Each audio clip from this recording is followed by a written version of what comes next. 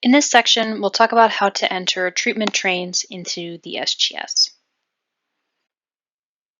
A treatment train is a sequence or chain of BMPs where one overflows into the next. For example, perhaps the first BMP has a large CDA but is undersized, which means it can't retain all the runoff from its CDA. Our second BMP might be oversized. Because of this, we'll connect the two BMPs so that BMP2 can retain the runoff that BMP1 cannot. Here's a basic outline of how to connect BMPs into a treatment train within the SGS. First, we'll enter information for the first BMP. Second, we'll enter information for the downstream BMP. Third, we will create a connection between the two BMPs. And finally, you can update this connection as necessary if any project variables change. An important note is to not double count the CDA or storage volume. The SGS will do those calculations on the back end. So for example, do not include BMP1's CDA as part of BMP2's CDA. So how do we enter BMPs in a treatment train? To begin, we enter the first BMP in the treatment train.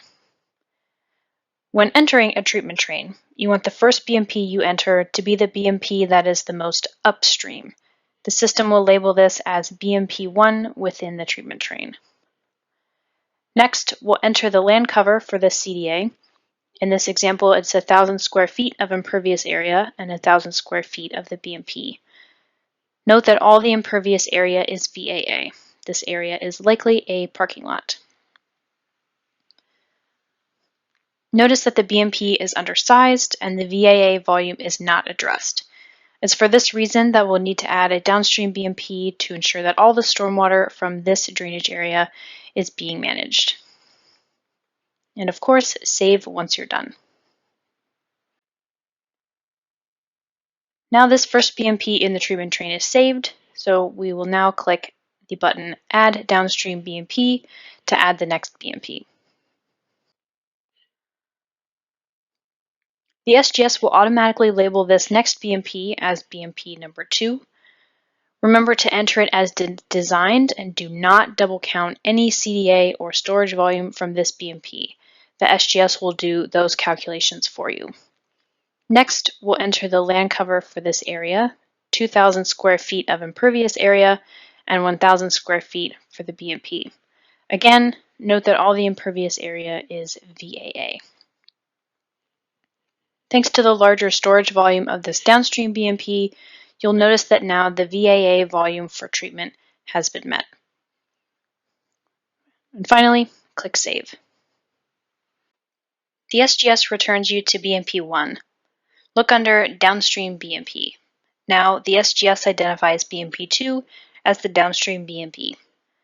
Revisions to this can be made if needed, but by doing it this way, the connections between the BMPs are made automatically. However, you can also add your BMPs individually and later connect them in the SGS. If you click on the downstream BMP ID number link, you'll be taken to an overview of BMP2 in the treatment train.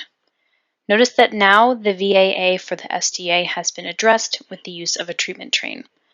The SGS calculates that there was stormwater BMP1 couldn't handle, but that could be managed through conveyance to BMP2. You may need to periodically refresh the SGS calculations behind the treatment train. If you see this refresh button, go ahead and click it. If you don't click it now, you'll just be prompted to refresh it before you're able to submit the plan.